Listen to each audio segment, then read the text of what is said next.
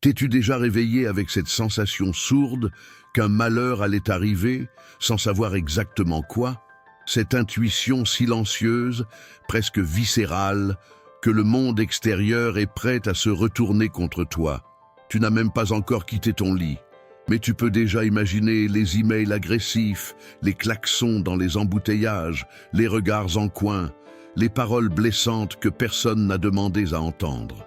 Maintenant, imagine commencer chacune de tes journées comme ça, délibérément, par choix, par habitude, comme un bouclier. Pour Marc Aurèle, l'homme le plus puissant du monde antique, c'était une routine. Pas par peur, pas par anxiété, mais par conscience, par préparation, par courage. Se lever, respirer profondément et se dire, à voix haute ou dans le silence de l'esprit, « Aujourd'hui, je rencontrerai des gens importuns, ingrats, arrogants, malhonnêtes, envieux et de mauvaise humeur. » Étrange, non? Presque masochiste, qui, saint d'esprit, choisirait de s'attendre au pire dès le lever du soleil? Ne devrions-nous pas, comme le prêchent les gourous modernes, visualiser le positif? Penser à l'abondance? Croire que l'univers conspire en notre faveur? Pas pour Marc Aurèle, pas pour un stoïcien. Pas pour celui qui a vu de près les trahisons de palais, les guerres sans fin, les pestes emporter des familles entières et qui, malgré tout, n'a jamais cessé de chercher à vivre avec dignité. Ce n'est pas la pensée d'un pessimiste, c'est la réflexion d'un stratège émotionnel. Quelqu'un qui a compris, mieux que la plupart, que la souffrance ne vient pas tant de ce qui nous arrive, que du fait que nous n'étions pas préparés à ce que, au fond, nous savions déjà probable. As-tu déjà réfléchi à combien de tes douleurs viennent uniquement de tes attentes? Tu crois que tu souffres parce que tu as été trahi. Mais en réalité, la douleur ne vient pas de la trahison elle-même. Elle vient du fait que tu pensais que cette personne ne ferait jamais cela. Tu souffres parce que tu croyais que ta gentillesse serait reconnue. Tu souffres parce que tu pensais que ton patron valoriserait ton effort. Tu souffres parce qu'au fond, tu attendais que le monde soit juste. Marc Aurèle, dans son palais froid, traitait avec des sénateurs menteurs, des généraux ambitieux, des sujets ingrats et des amis qui l'abandonnaient à la moindre tempête politique.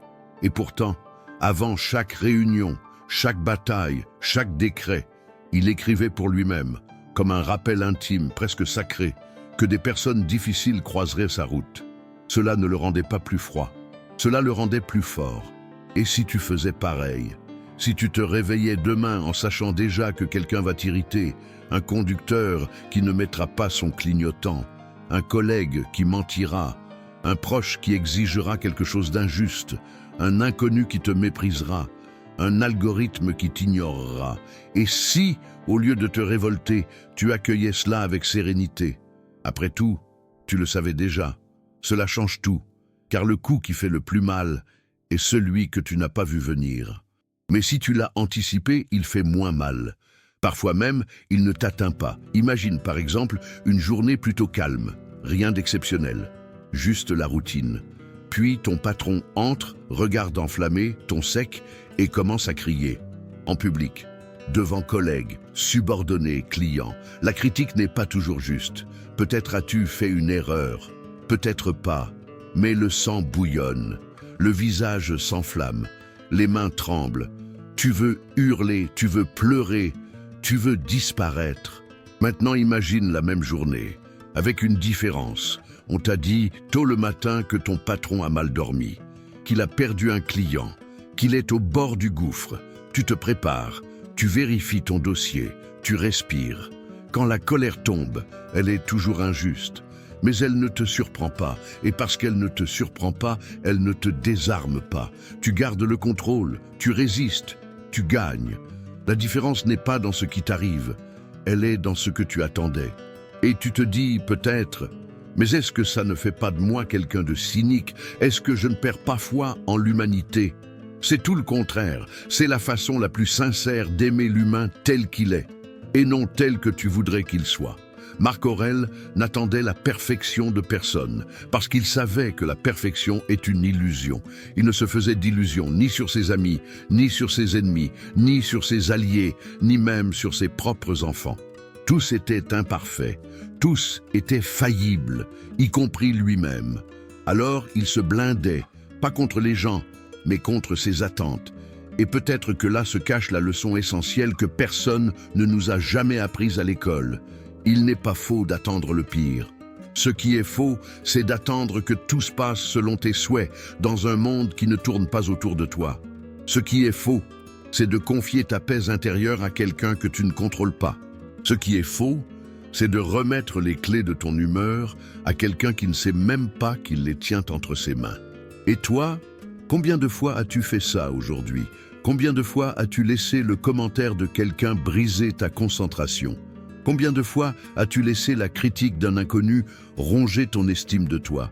Combien de fois t'es-tu senti frustré par quelqu'un à qui tu n'avais jamais eu le droit d'exiger quoi que ce soit? Imagine une vie où les gens ne te surprennent plus négativement, car tu es déjà prêt. Imagine entendre la grossièreté d'un serveur et penser « Oui, je m'y attendais ». Et c'est ok, pas parce que tu acceptes l'irrespect, mais parce que tu ne tombes pas de haut, parce que tu sais que l'autre ne peut te blesser que si tu le laisses faire. Et voici un paradoxe fascinant. Plus tu t'attends au pire, moins il t'atteint. Et, étonnamment, plus tu savoures le meilleur quand il arrive. Tu te protèges contre la frustration, mais tu restes ouvert à la gentillesse. Et cela ne fait pas de toi quelqu'un de froid, cela fait de toi quelqu'un de libre. Libre de la tyrannie émotionnelle des autres, libre de l'oscillation permanente entre colère et déception, libre de rester intègre même face à l'injustice. Et cette liberté, selon les stoïciens, est la seule qui compte vraiment. Tu n'as pas besoin d'un poste pour être libre, ni d'argent, ni d'une relation parfaite. Tu as juste besoin d'un esprit entraîné à accepter ce que tu ne contrôles pas et à agir avec vertu, peu importe le scénario. C'est ce que faisait Marc Aurèle. Et c'est ce que tu peux commencer à faire dès demain matin, en ouvrant les yeux, en respirant profondément, en répétant sans haine, sans ironie, simplement avec sérénité, « Aujourd'hui, je rencontrerai des gens importuns, ingrats, arrogants, malhonnêtes, envieux et de mauvaise humeur. » Et en disant cela, tu ne souhaites pas le mal, tu te prépares, comme quelqu'un qui prend un parapluie en voyant des nuages. S'il pleut, tu es prêt. S'il ne pleut pas, c'est un bonus. Mais si l'orage éclate de toute sa force, et si, malgré toute cette préparation, quelqu'un dépasse brutalement tes limites, et si c'est quelqu'un que tu aimes, et si c'est quelqu'un qui sait exactement où te blesser, as-tu déjà eu envie de blesser quelqu'un en retour? Déjà ressenti cette colère sourde qui brûle en toi après une humiliation publique? Déjà souhaité que la douleur que tu as subie se retourne comme un miroir, que l'autre goûte à l'amertume de ses propres mots, qu'il ressente millimètre par millimètre la même angoisse qu'il a semée en toi? Bien sûr que oui, nous l'avons tous ressenti, parce que nous sommes humains, et parce que, au fond, nous croyons en une forme de justice viscérale, un code presque primitif qui crie en nous « S'ils m'ont blessé, ils doivent payer. S'ils m'ont fait tomber, je dois me relever et riposter. » Mais c'est précisément là qu'intervient Marc Aurèle. Avec une phrase qui désarme comme un éclair, « La meilleure vengeance est de ne pas ressembler à celui qui t'a blessé. » C'est une idée qui semble noble, jusqu'à ce qu'on essaie de l'appliquer.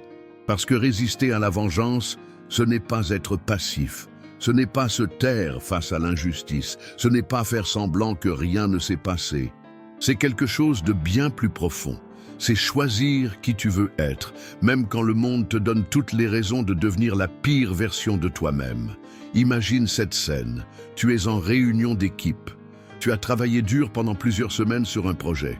Tu as livré bien plus que prévu. Tu as sacrifié tes soirées, tes nuits, ta vie perso. La manager arrive avec son ton théâtral et commence à présenter les résultats. Elle félicite les chiffres, applaudit les performances. Mais soudain, de manière subtile, venimeuse, presque cynique, elle attribue tout le mérite à quelqu'un d'autre. Ton collègue, celui qui n'a fait que corriger un graphique à la dernière minute. Tu inspires profondément. Tu espères qu'un collègue va rétablir la vérité. Mais non, personne ne parle. Pas même ton collègue. Ton estomac se noue. tes mains deviennent froides, ton cœur s'emballe. Et là, tu as deux choix. Interrompre, hausser le ton, exiger qu'on reconnaisse ton travail et passer pour agressif. Ou bien te taire, ravaler ton amertume et commencer à planifier ta revanche. Peut-être te dis-tu, la prochaine fois, je ne partagerai plus rien.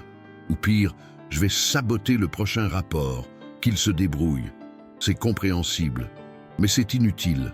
Parce qu'en te mettant au même niveau que les petits comportements mesquins, tu deviens petit toi aussi. Et pire, tu portes maintenant en toi le même poison qui t'a blessé. Marc Aurèle dirait, ne sois pas comme eux. Même s'ils te provoquent, même s'ils t'humilient, même si le monde semble acclamer ceux qui piétinent les autres. La vraie force, c'est de rester vertueux au milieu du vice. C'est facile d'être juste quand on te traite bien.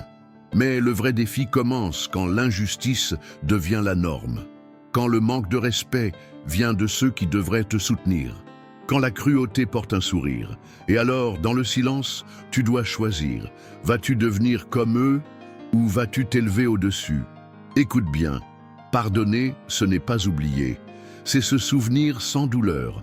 C'est comprendre que l'autre agit à partir de son ignorance, de son vide intérieur, de son propre chaos. C'est reconnaître que la majorité des gens sont prisonniers d'eux-mêmes, pris dans des cycles de douleur, de traumatisme, de compétition, et que tu n'as pas besoin de te traîner au fond du même puits, juste parce que quelqu'un t'a poussé dans sa direction. Tu n'es pas obligé d'absorber ce que l'autre projette sur toi.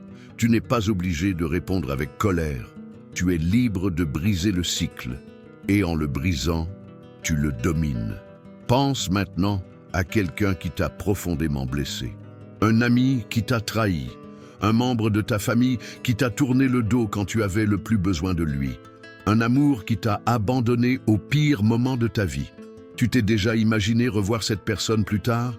Quand tu seras épanoui, calme, entier? Quand tu n'auras rien perdu de ton intégrité, tu n'auras pas besoin de dire un mot. Ta paix intérieure criera plus fort que n'importe quelle vengeance. Et voici un secret puissant que presque personne ne te révèle. La vraie vengeance, c'est ton évolution. C'est d'aller de l'avant. C'est de continuer à grandir, même après avoir été blessé. C'est montrer, non pas par arrogance, mais par exemple, que tu es plus grand que la douleur. Et ce n'est pas une théorie spirituelle, c'est une stratégie de vie. Quand tu réponds au mal par le mal, tu renforces le mal, tu le nourris, tu le fais durer. Mais quand tu réponds avec fermeté et vertu, tu crées un contraste. Tu montres au monde et à toi-même que tu ne te laisseras pas déformer par la bassesse des autres. Et ne te trompe pas, cela demande de la force. La force de ne pas rendre les coups. La force de ne pas répliquer à l'offense. La force de rester entier dans un monde qui veut te briser un peu plus chaque jour. Peut-être penses-tu, je ne suis pas Marc Aurèle, je ne suis pas fait de marbre. Et c'est normal, tu n'as pas besoin de l'être. Lui aussi, c'était un humain. Lui aussi, il se mettait en colère. Lui aussi, il voulait parfois se venger. Mais il écrivait, il réfléchissait, il choisissait. Il choisissait chaque jour d'être plus grand que ses émotions immédiates. Et ce choix, tu l'as devant toi aussi, là, maintenant. Demain, peut-être, quelqu'un te provoquera dans les embouteillages. Quelqu'un se moquera de ton apparence, ou rira de ton intelligence, ou méprisera ton histoire. Tu vas laisser cette personne te transformer en ce que tu n'es pas. Tu vas porter cette colère pendant des jours, des semaines, des années, ou tu vas la laisser passer comme une brève tempête, sachant que tu es plus vaste qu'elle. Voici une vérité inconfortable. Tu ne peux pas contrôler ce que les autres font, mais tu peux décider de ce que tu deviens après cela. Et cette décision-là, c'est ce qui définit qui tu es. Alors, la prochaine fois qu'on te blesse, respire. Souviens-toi de Marc Aurèle et demande-toi, qui ai-je envie d'être maintenant? Tu veux un exemple contemporain? Souviens-toi de Naomi, ta camarade de fac, celle qui a raconté des mensonges sur toi pour briller dans le groupe de stage. Tu étais choqué, tu voulais aller voir le coordinateur, montrer des captures d'écran tout dévoilées, mais tu as choisi le silence. Tu as travaillé plus, tu as doublé tes efforts, tu n'as pas baissé ton niveau. Quelques mois plus tard, elle est tombée toute seule. Elle a été prise en flagrant délit de plagiat. Et toi, tu as été invité à une conférence, tu as été promu dans ton stage, tu as gagné le respect parce que tu n'as pas trahi tes valeurs, parce que tu n'as pas échangé ton intégrité contre une vengeance facile. C'est ça, le stoïcisme en action. Et si tu as déjà vécu quelque chose de semblable, tu sais exactement de quoi je parle. Tu as ressenti ce goût particulier de la victoire propre, de la paix sans violence, de t'être élevé alors que l'autre s'est effondré dans ses propres choix. C'est réel, c'est transformateur. Et si tu veux continuer à grandir, te protéger émotionnellement, cultiver ta force intérieure, alors continue ce chemin avec nous. Abonne-toi à la chaîne dès maintenant. Ne remets pas à plus tard. Ne pense pas « je verrai plus tard ». Ton évolution commence avec de petits engagements quotidiens. Et celui-ci en est un. Like la vidéo si elle t'a touché. Si une histoire t'a rappelé quelque chose, si une phrase semblait avoir été écrite pour toi, et partage-la avec quelqu'un qui en a besoin. Peut-être un ami harcelé sur les réseaux sociaux, peut-être une collègue dans une relation toxique, peut-être un proche qui souffre en silence à cause d'une vieille trahison. Envoie-lui cette vidéo, soit le tournant de sa vie. Et on se retrouve dans la prochaine partie où l'on parlera d'un sujet qui peut changer ta façon de voir les autres, notre humanité partagée. D'ici là, garde ton intégrité, garde ta vertu et surtout, ne deviens pas ce qui t'a blessé. As-tu déjà pensé que cette personne qui t'irrite profondément essaie peut-être simplement de survivre à son propre chaos? L'idée semble absurde au premier abord. Surtout quand on est de l'autre côté de l'agression, quand on est la cible de la grossièreté, de l'indifférence, du mensonge. À cet instant, on ne voit que l'attaque, la forme, la douleur. Et presque jamais on ne se demande qu'y a-t-il derrière cela? Qui est cette personne derrière le masque? Marc Aurèle, assis en silence dans les couloirs glacés du palais romain, se répétait comme un mantra « Nous sommes faits pour coopérer, comme les pieds, les mains, les paupières, comme les dents supérieures et inférieures. » Et il complétait « Se nuire mutuellement est contre nature. » Cela ne ressemble pas à de la poésie. Cela ressemble à une physique de l'esprit. Mais comment concilier cette vision idéale avec la réalité brute de notre quotidien? Comment accepter que les personnes difficiles, celles qui nous jugent, nous ignorent, nous rabaissent, partagent la même humanité que nous? Voici la partie que personne n'aime entendre. Toi aussi, tu as déjà été la personne difficile dans la vie de quelqu'un, peut-être même encore aujourd'hui. As-tu déjà pensé à cela? Tu te souviens de ce message que tu n'as pas répondu parce que tu étais fatigué, submergé ou simplement sans énergie pour interagir? Et de cette remarque ironique que tu as faite à un repas de famille juste pour masquer ton propre malaise? Ou de cette fois où tu as annulé un rendez-vous à la dernière minute sans vraiment donner d'explication? Oui, tu as déjà été le méchant d'une histoire sans même le savoir. Alors, pourquoi continuons-nous à être si sûrs d'être toujours les victimes? Pourquoi est-il si difficile d'admettre que nous aussi, nous avons blessé? La réponse est dans ce qu'on appelle le biais d'empathie sélective. Nous sommes indulgents avec nos intentions, mais impitoyables avec les erreurs des autres. Quand nous faisons une erreur, nous disons « ce n'était pas mon intention ». Quand quelqu'un d'autre nous blesse, nous pensons « il l'a fait exprès ». Mais, et si cette personne essayait juste elle aussi de survivre? Marc Aurèle croyait que la mauvaise conduite était, dans la majorité des cas, le fruit de l'ignorance. Non pas au sens arrogant, mais dans le sens le plus humain qui soit. Ils ne savent pas ce qu'ils font. S'ils savaient, ils ne le feraient pas. Cela peut sembler naïf. Mais essaie d'appliquer cette idée dans la vie réelle. Tu es au supermarché. Un homme te bouscule dans l'allée. Pas un regard, pas d'excuse. Instinctivement, ton sang ne fait qu'un tour, mais tu l'observes de plus près. Il est tendu, pâle. Il parle au téléphone, le visage crispé par l'angoisse. Des mots échappent. Urgence, ma mère, hôpital. Tu penses toujours que c'était intentionnel? Combien de fois as-tu jugé un inconnu comme impoli sans savoir qu'il venait peut-être d'enterrer un proche, de perdre son emploi ou de recevoir un diagnostic accablant? Tu ne peux pas savoir ce que l'autre vit à l'intérieur, mais tu peux choisir de ne pas réagir comme si tout était dirigé contre toi. Ce choix n'est pas de la lâcheté, c'est de la maturité, et ça change tout. Peut-être que ce collègue distant et froid traverse des crises personnelles dont il n'a jamais osé parler. Peut-être que cette femme agressive au volant est simplement épuisée, mère célibataire, infirmière de nuit, étudiante du soir, implorant un souffle de répit qui ne vient jamais. Peut-être que cet adolescent bruyant dans ton immeuble essaie juste d'exister parce qu'il se sent invisible chez lui. Et si tu laissais de la place dans ton esprit avant de juger? Et si, au lieu de réagir, tu réfléchissais? Peut-être que tu découvrirais quelque chose que Marc Aurèle a appris dans la douleur. La plupart des gens ne veulent pas faire de mal. Ils ne savent juste pas comment gérer la leur. Mais allons plus loin. Et si certaines personnes veulent vraiment te blesser? Oui, il y a des exceptions. Il y a des gens cruels. Des personnes qui trouvent du plaisir à voir l'autre souffrir. Des gens qui déguisent leur sadisme en sarcasme. Et malheureusement, des êtres qui confondent le pouvoir avec la domination. Alors que faire? La réponse stoïcienne reste la même. Tu ne contrôles pas l'autre. Tu ne contrôles que toi. Si l'autre est cruel, c'est son problème. Si tu réponds par la cruauté, ça devient le vôtre à tous les deux. Mais si tu gardes ta dignité, même face à l'attaque, tu gagnes, sans avoir à vaincre. Et il ne s'agit pas d'être passif. Il s'agit de ne pas se laisser contaminer.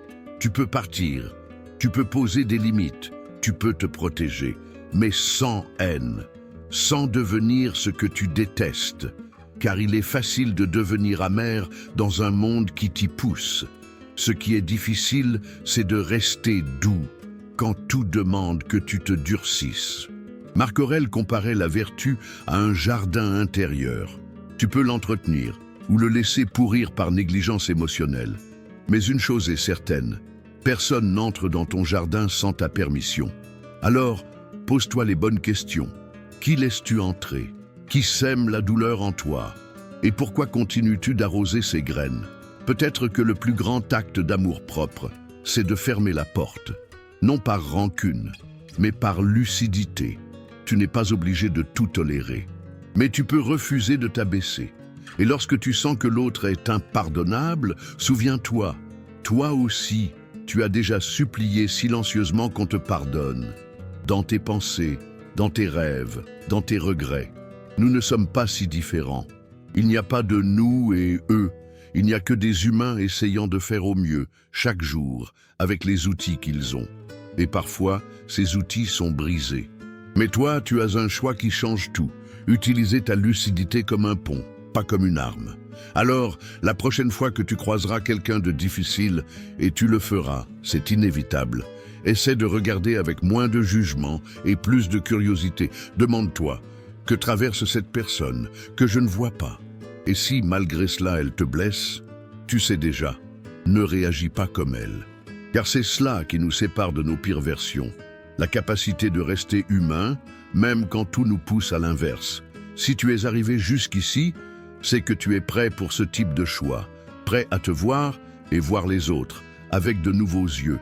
C'est pourquoi je t'invite à rejoindre une communauté qui cherche exactement cela, grandir de l'intérieur chaque jour, avec philosophie, conscience et compassion. T'es-tu déjà surpris en train de penser « je sais ce que je devrais faire », mais je ne le fais pas? Tu sais, ce moment où tout en toi crie pour un changement, mais ton corps reste figé, submergé par le silence, la peur ou l'inertie. C'est ça, le champ de bataille le plus dangereux du monde moderne. Ce n'est pas ce qui se passe à l'extérieur, c'est ce que tu refuses de faire à l'intérieur. Et c'est pour cela que Marc Aurèle disait « Ne perds plus de temps à discuter de ce que doit être un homme bon, sois-le ». La phrase semble simple, mais c'est une bombe de lucidité, prête à exploser en chacun de nous. Combien de fois as-tu critiqué quelqu'un qui t'a blessé, mais sans jamais rien dire? Combien de fois as-tu dénoncé la médiocrité des autres, pour ensuite passer encore une journée entière à reproduire exactement ce que tu prétends combattre? Qu'attends-tu exactement? Peut-être que quelqu'un valide ta douleur, peut-être que quelqu'un s'excuse, peut-être que le monde te dise enfin, maintenant, tu peux agir. Mais devine quoi? Ce moment ne viendra pas. Parce que la vérité, c'est que personne ne viendra te sauver de ce que seul toi peux avoir le courage de changer. Et c'est sans doute la partie la plus brutale de la philosophie stoïcienne. La responsabilité est la tienne. Elle l'a toujours été. Elle le sera toujours. Et toi, es-tu prêt à l'assumer? Prenons un exemple concret. Tu es dans une relation depuis des années. Ce n'est pas horrible, mais ce n'est pas bon non plus. L'autre personne est froide, mais elle paie les factures. Tu te sens invisible, mais tu crois que partir serait trop compliqué. Tu essaies de parler, mais tu reviens toujours au même canapé, au même silence, aux mêmes excuses. Tu t'éteins, mais tu n'agis pas. Pourquoi? Peut-être parce qu'au fond, tu crains l'inconfort du changement plus que la souffrance de rester. Et c'est là que Marc Aurèle surgit comme un miroir tranchant. Tu es né pour agir avec vertu, pas pour te plier à la peur. Pense maintenant aux personnes que tu admires le plus. Des leaders, des mentors, des personnages de fiction même. Aucun d'eux n'est devenu mémorable pour avoir pensé joliment.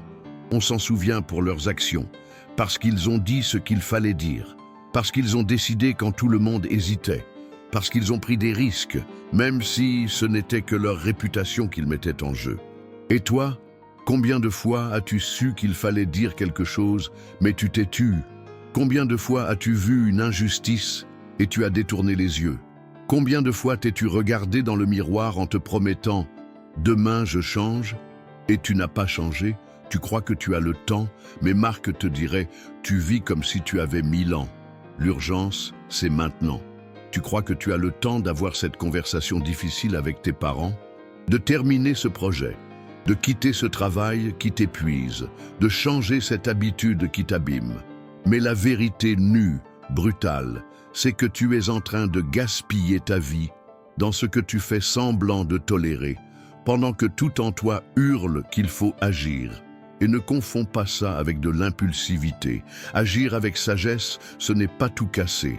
C'est choisir où et comment couper, et avoir le courage de trancher. Prenons un autre exemple. Tu te souviens de Camille, ta camarade d'université? Elle passe son temps à se plaindre qu'on ne la prend pas au sérieux au travail, que son chef n'écoute jamais ses idées, qu'on choisit toujours quelqu'un d'autre pour diriger.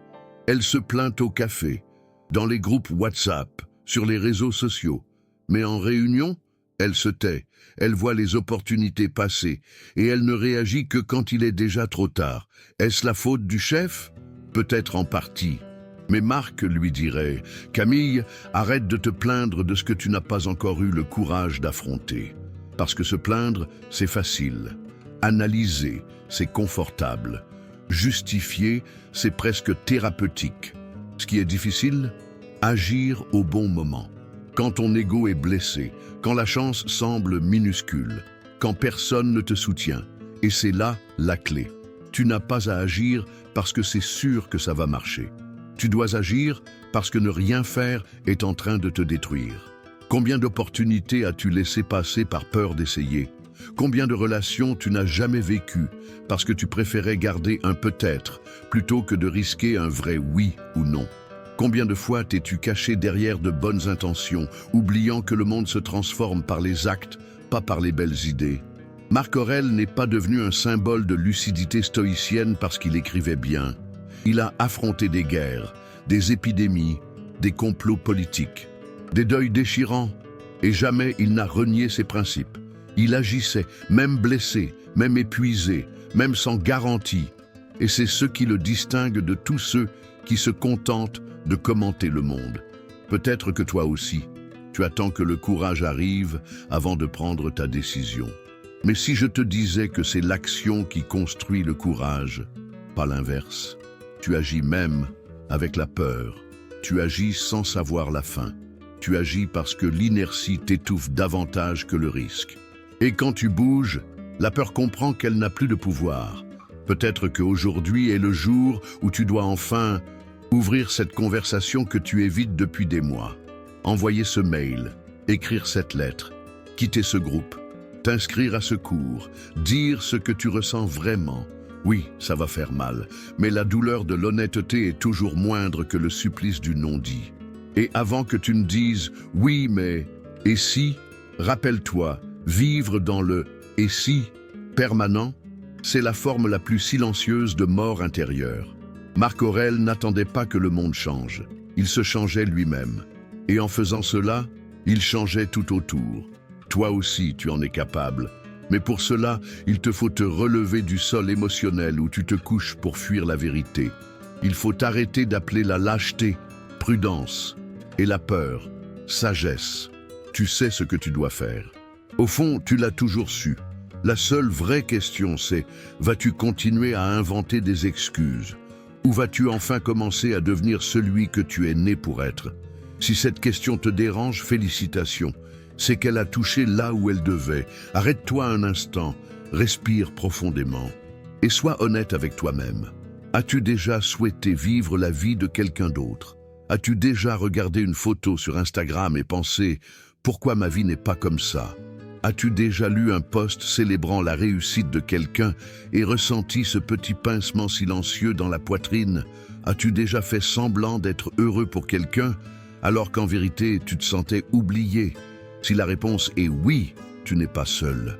Et contrairement à ce qu'on t'a peut-être enseigné, cela ne fait pas de toi une mauvaise personne. Cela fait de toi un être humain. Mais voici ce que Marc Aurèle, l'empereur philosophe, avait compris et que beaucoup ont oublié aujourd'hui. Si tu envies ce que tu ne possèdes pas, tu ne seras jamais libre. Cela semble évident, mais réfléchis bien.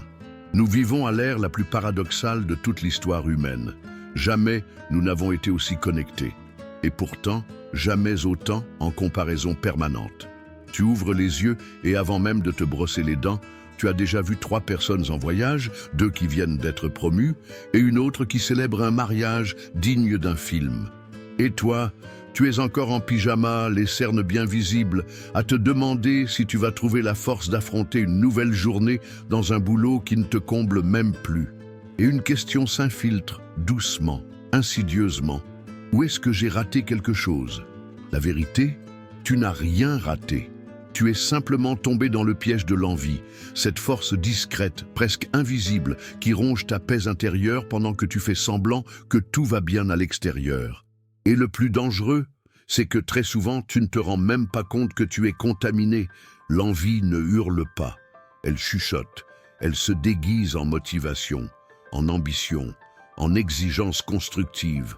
Mais en réalité, c'est une prison, parce qu'elle place ton bonheur sur l'étagère de la vie des autres. Elle transforme les réussites des autres en une règle cruelle, où tu n'es jamais suffisant. Marc Aurèle le voyait clairement. Il vivait entouré de généraux puissants, de sénateurs flatteurs, d'artistes admirés, de penseurs brillants. Tout lui était accessible, et pourtant, il ne s'est jamais laissé esclavager par le désir de posséder ce qui appartenait aux autres. Il savait que tout ce qui est extérieur est fragile, temporaire, instable. L'argent que tu envies aujourd'hui peut disparaître demain. Le corps parfait de cette influenceuse peut cacher des troubles alimentaires. Le mariage féerique peut être un pacte d'apparence. Le succès assourdissant peut avoir été acheté au prix de la santé mentale. Tu ne sais pas ce qu'il se passe derrière le rideau. Et pourtant, tu te compares. Pourquoi? Parce que nous avons été programmés pour cela. Les études en psychologie comportementale montrent que notre cerveau est naturellement porté à se comparer aux autres. Depuis les premières tribus humaines, notre survie dépendait non seulement de nos instincts, mais aussi de notre place dans le groupe. Être le plus fort, le plus admiré, le plus indispensable, cela signifiait vivre. Aujourd'hui, ce besoin ancestral a été reprogrammé. Les feux de camp ont été remplacés par les fils d'actualité, les peintures rupestres par des filtres Paris. Et le résultat? Tu passes ta vie à observer les victoires des autres et tu oublies de construire les tiennes. Faisons une pause, un moment de respiration. Jusqu'ici, on a vu que l'envie n'est pas une anomalie, c'est une mécanique humaine. Elle détruit ta liberté émotionnelle, elle est sournoise, silencieuse. Elle transforme la vie des autres en trophée et la tienne en course. Inspire profondément. Pense aux 5 dernières personnes que tu as vues sur les réseaux sociaux. Pense à celle qui t'a fait te sentir en retard. Tu te souviens de qui elle est, mais connais-tu l'envers du décor? Combien de ces personnes te connaissent réellement? Combien savent ce qui te fait pleurer? Combien seraient là si tu disparaissais demain? Voilà le poison de la comparaison. Elle se base sur des morceaux déformés de la réalité. Tu compares ton tout à l'extrait de l'autre. Ta douleur intérieure à son sourire filtré, ton chemin à sa ligne d'arrivée. C'est un combat inégal et tu ne gagnes jamais. Parce que même lorsque tu y arrives, le là a déjà changé. L'algorithme t'impose une nouvelle norme, un nouveau but, un nouveau visage, plus jeune, plus riche, plus heureux, plus désirable. Et tu retournes à zéro. Et si je te disais qu'il existe une porte de sortie? Pas un miracle, mais un chemin. Et ce chemin commence par une inversion radicale. Compare-toi à la personne que tu étais hier. Oui, juste cela. Ça te semble peu? C'est parce que tu n'as pas encore compris la puissance de cette idée. Si aujourd'hui tu es 1% meilleur qu'hier, tu es déjà en train de gagner. Si aujourd'hui tu as fait preuve d'un peu plus de calme, de conscience ou de courage, c'est une victoire. Marc Aurèle écrivait pour lui-même chaque jour, pas pour impressionner, mais pour se rappeler qui il était et qui il voulait devenir. Il s'observait, se corrigeait, se cultivait, pas comme quelqu'un qui se juge, mais comme un jardinier qui prend soin. Et c'est là le mot-clé, cultiver. Tu es un jardin. Envier le jardin du voisin ne fera pas pousser le tien. Au contraire, pendant que tu regardes la pelouse d'à côté, la tienne se dessèche faute de soins. Maintenant, réfléchis. Combien d'idées as-tu abandonnées parce que quelqu'un d'autre faisait mieux? Combien de projets as-tu rangés au placard parce que l'autre était trop en avance? Combien de fois t'es-tu auto-saboté, non pas par peur d'échouer, mais parce que tu pensais ne jamais être assez? Et si je te disais que assez n'est pas une destination, c'est un état de présence. Tu es suffisant quand tu es engagé dans ton propre parcours, dans tes petites victoires, dans tes chutes et tes recommencements, dans tes choix, même si personne ne les applaudit. Voici une statistique étonnante. Selon une étude de la Harvard Business Review, les personnes qui tiennent un journal de progression, dans lequel elles notent leurs améliorations quotidiennes, sont 31% plus motivées que celles qui se contentent de consommer du contenu inspirant. Pourquoi? Parce qu'elles sortent du terrain de l'envie passive et entrent dans celui de l'action consciente. Elles cessent d'observer et commencent à avancer. Et c'est peut-être le plus grand tournant de ta vie. L'envie est une stagnation. L'action est une libération. Quand tu passes à l'action, même lentement, même imparfaitement, tu retrouves ton mouvement. Tu te sens à nouveau actif dans ton récit. Tu redeviens le protagoniste de ta propre histoire. Le succès des autres ne t'intimide plus, il t'inspire. Tu comprends que la réussite de l'autre ne t'enlève rien. Au contraire, elle te rappelle ce qui est possible.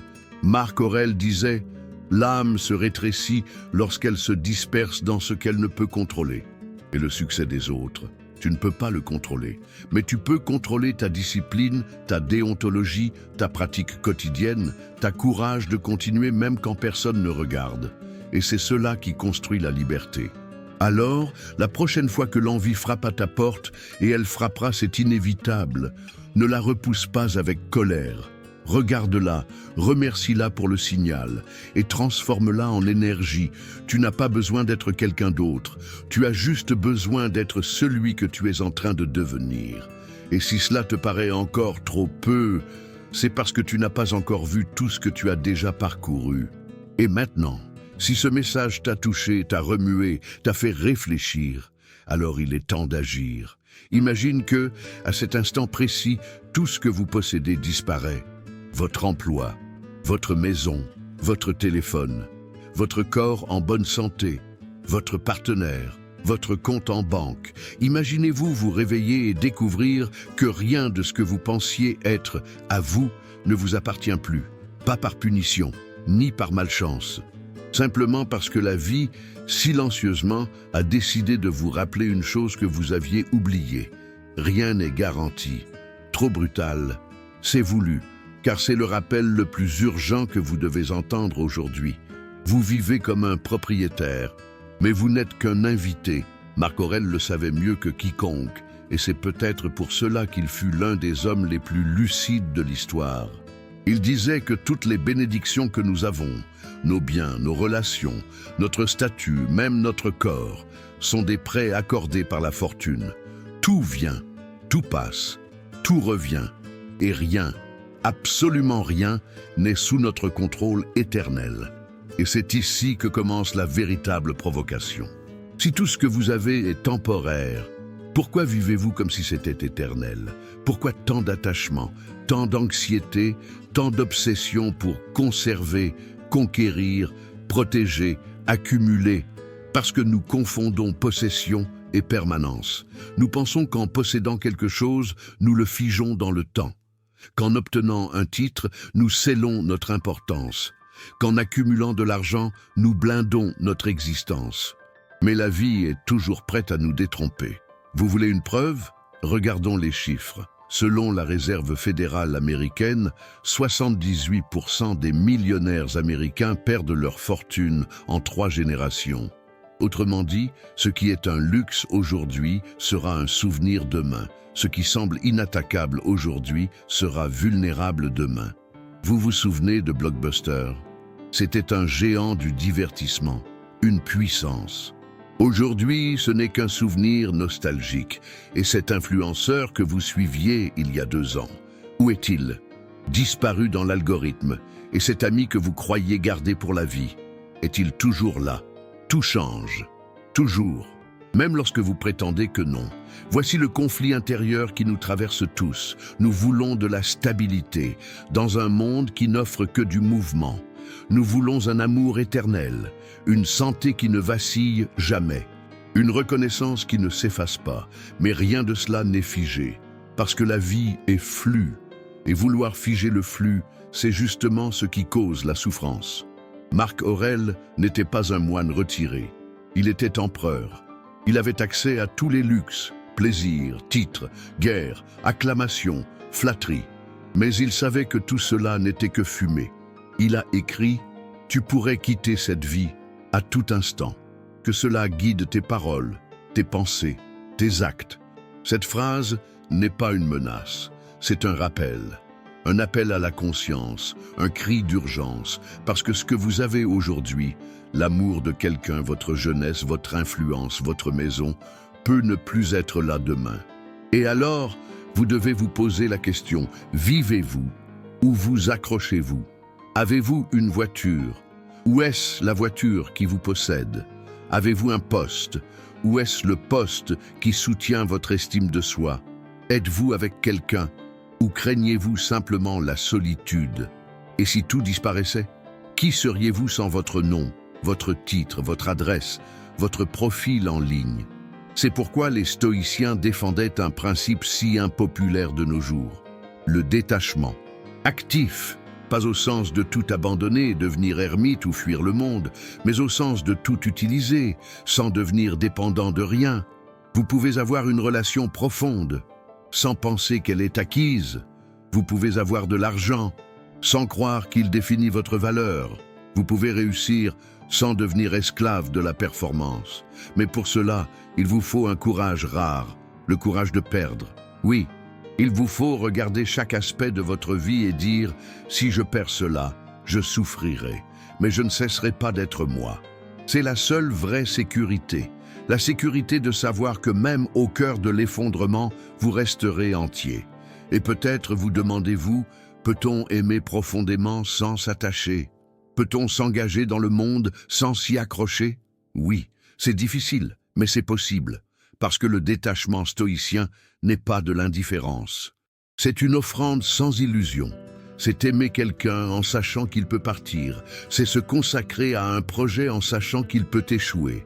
C'est s'émerveiller de la vie, tout en sachant qu'elle se termine. Cela ne fait pas de vous quelqu'un de froid. Cela fait de vous quelqu'un de présent. C'est précisément parce que vous savez que tout passe que vous commencez à goûter vraiment. Chaque étreinte devient plus complète, chaque conversation plus attentive, chaque sourire plus profond. Parce que vous comprenez, cela peut être la dernière fois. C'est cela le secret de l'intensité paisible et aussi l'antidote à la peur de perdre. Parce que la peur de perdre n'existe que si vous croyez que perdre vous détruit. Mais si perdre révélait simplement ce qui a toujours été à vous, votre courage, votre éthique, votre présence, votre caractère, ce sont là vos véritables possessions, parce que ce sont elles qui demeurent quand tout s'effondre. Et maintenant je vous demande, investissez-vous dans ce que le temps peut emporter ou dans ce que le temps ne peut pas atteindre? Donnez-vous plus de soin à votre corps ou à votre âme, à votre fil d'actualité ou à votre silence, à votre compte bancaire ou à vos principes? Attention, car le monde vous entraîne à accumuler, mais la sagesse vous invite à lâcher prise. Et c'est quand vous lâchez prise que vos mains deviennent libres pour l'essentiel. Avez-vous remarqué que certaines des personnes les plus légères que vous connaissez sont aussi celles qui sont les moins attachées? Elles ne courent pas après le dernier iPhone. Elles n'ont rien à prouver. Elles ne se comparent pas. Elles n'exhibent rien. Pourquoi? Parce qu'elles ont découvert la liberté d'être sans dépendre d'avoir. Et cette liberté ne s'achète pas, elle ne s'apprend pas, elle se vit. C'est ce que Marc Aurèle appelait la souveraineté intérieure. Vous pouvez tout perdre. Mais si vous restez fidèle à qui vous êtes, si vous ne vendez pas vos valeurs pour des applaudissements, si vous ne sacrifiez pas votre paix pour une position, alors vous avez gagné. Vous êtes devenu impérissable, tout en étant mortel. Et c'est là la plus grande des conquêtes humaines. Imagine-toi dans une pièce vide, sans objet, sans miroir, sans technologie, sans voix extérieures te disant ce que tu devrais être, rien d'autre que toi-même, sans les masques, sans les titres, sans les symboles. Qu'est-ce qu'il reste? Peut-être est-ce la question la plus difficile que l'on puisse se poser. Et pourtant, la plus essentielle, qui es-tu sans tes résultats, sans tes succès, sans les applaudissements des autres? Car un jour ou l'autre, tu vas perdre quelque chose que tu pensais indispensable. Et à ce moment-là, la seule chose qui comptera ne sera pas ce que tu as perdu, mais qui est resté, toi, ce que tu es, dans le silence, dans l'obscurité, après la chute. Tout ce que nous avons construit au fil de ce parcours nous mène jusqu'ici. Et maintenant, il est temps de nouer les fils, de fermer les cercles, pas avec des réponses faciles, mais avec de la clarté. Tu as appris à ne plus te laisser piéger par les attentes que les autres projettent sur toi, ni par celles que tu projettes sur eux. Tu as été invité à voir la colère comme un miroir, non comme une armure. Tu as été défié à comprendre que même les personnes les plus toxiques portent en elles des douleurs que tu ne verras jamais. Tu as compris que te cacher derrière l'attente, c'est aussi une façon de fuir ta propre responsabilité. Tu as été appelé à te libérer de la comparaison. Cette prison sans barreaux qui enferme ceux qui vivent à travers la fenêtre du voisin. Et enfin, tu as découvert que rien de ce que tu possèdes n'est éternel, que tout ce que tu appelles à moi est en réalité prêté. Mais maintenant, tu dois donner un nom à tout cela, la liberté, pas la liberté écrite dans les lois, ni celle qu'on brandit dans les discours ou les hashtags, la liberté stoïcienne, celle que personne ne voit, que tu ressens lorsque tu poses ta tête sur l'oreiller et que tu te dis « Aujourd'hui, j'ai été la personne que j'ai choisi d'être et non celle que les autres ont voulu façonner ». Cette liberté ne s'achète pas, ne se transmet pas, ne s'imite pas. Elle ne vient que lorsque tu décides d'arrêter de réagir comme une marionnette des circonstances et que tu commences à vivre en auteur de ta propre histoire. Oui, tu continueras à trébucher, à être mise à l'épreuve. Tu perdras patience là où tu voulais être calme. Tu hésiteras là où tu voulais agir. Tu te compareras, tu t'attacheras, tu te perdras. Mais maintenant, tu sais quoi faire après ça. Tu sais que l'erreur ne te définit pas, mais la manière dont tu te relèves, oui. Tu comprends que la vertu n'est pas une destination, mais une pratique, quotidienne, parfois solitaire, souvent difficile, mais jamais inutile. Marc Aurèle n'a jamais cherché à être parfait. Il s'est simplement engagé à rester intègre dans un monde brisé. Et c'est l'héritage que tu peux choisir de suivre, ne pas attendre que le monde s'améliore pour devenir une meilleure version de toi-même. Tu n'as pas besoin d'un environnement juste pour agir avec justice. Tu n'as pas besoin d'être reconnu pour vivre avec valeur. Tu n'as pas besoin que le monde te comprenne pour cultiver la compassion, parce que le monde ne changera peut-être pas, mais ta manière d'y exister, oui.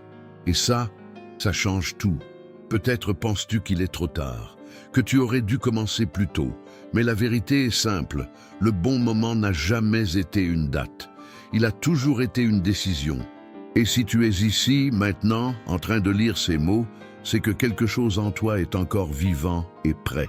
Quelque chose qui refuse de se soumettre au cynisme, à la passivité, au discours du « ça ne sert à rien ». Quelque chose qui pressent qu'il existe une autre façon de vivre, plus lucide, plus présent, plus vrai. Cette force en toi, un peu endormie, un peu effrayée, c'est ce qui fait de toi quelqu'un de prêt pour ce qui vient. Et ce qui vient est immense. Mais seulement pour ceux qui sont éveillés, pour ceux qui refusent d'être emportés par le courant. C'est pourquoi maintenant, sans argument commercial, sans recette miracle, sans illusion, je t'invite à faire quelque chose de réel. Choisis de marcher avec nous. Clique sur « S'abonner », non comme un réflexe, mais comme quelqu'un qui plante un drapeau symbolique dans la terre et dit « À partir d'aujourd'hui, je choisis de grandir. Ne serait-ce que 1% par jour, mais je choisis. » Like cette vidéo si elle t'a touché d'une quelconque manière.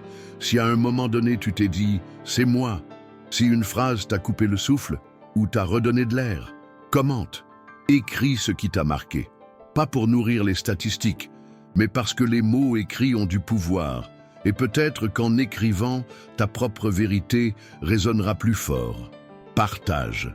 Tu ne le sais peut-être pas, mais quelqu'un près de toi, un ami, un membre de ta famille, un collègue, est au bout du rouleau et a besoin d'entendre exactement ça. Envoie-le, sans gêne, sans prétexte.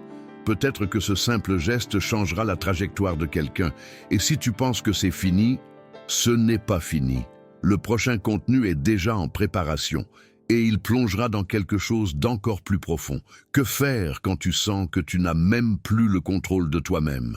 Nous allons parler d'épuisement, de perdre sa direction, de recommencer à zéro, et du pouvoir de continuer même quand tout en toi crie d'arrêter. Mais ça, ce sera pour la prochaine étape. Pour l'instant, respire profondément, regarde autour de toi et dis mentalement ou à voix haute si tu oses « Aujourd'hui, je commence pour de vrai ». Et si ta voix tremble, ce n'est pas grave, c'est le signe que tu parles avec ton cœur. À très bientôt et merci, sincèrement, d'avoir marché jusqu'ici avec nous. Le chemin continue et tu es prêt pour lui.